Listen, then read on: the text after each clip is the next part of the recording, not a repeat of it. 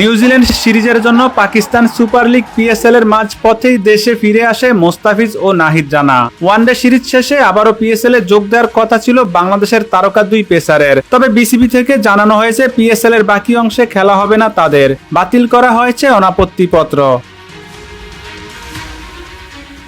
BCB এক সংবাদ বিজ্ঞপ্তিতে জানিয়েছে, নিউজিল্যান্ডের বিপক্ষে চোট পাওয়ার কারণে মোস্তাফিজের যাওয়া হচ্ছে না।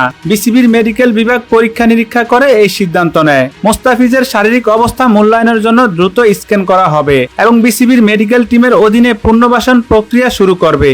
অপরদিকে মে মাসে আসন্ন পাকিস্তানের বিপক্ষে টেস্ট সিরিজের জন্য নাহিদ রানার প্রস্তুতির পর্যাপ্ত বিশ্রাম দিতে চায় বিসিবি।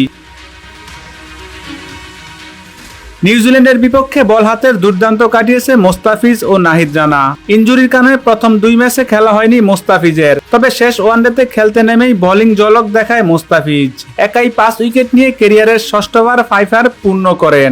বাংলাদেশ ও নিউজিল্যান্ডকে হারিয়ে সিরিজ জয় পায়। নাহিদ রানা প্রথম ম্যাচে খরুচে হলো, দ্বিতীয় ম্যাচে গতির ঝলক দিয়ে কাঁপিয়ে দেয় মিরপুরের মাঠ। 5 উইকেট নিয়ে ক্যারিয়ারের দ্বিতীয় 5 পূর্ণ করেন। 3 ম্যাচ খেলে 8 উইকেট নিয়ে সিরিজ সেরা হয়েছে নাহিদ রানা। এবারের পিএসএল দারুণ কাটিয়েছে নাহিদ রানা ও মোস্তাফিজ। পেশোয়ার ঝালমির হয়ে দারুণ পারফর্ম করেন নাহিদ রানা। 4 ম্যাচ খেলে নিয়েছে 7টি উইকেট, যেখানে ওভার প্রতি রান দিয়েছে 6 কম।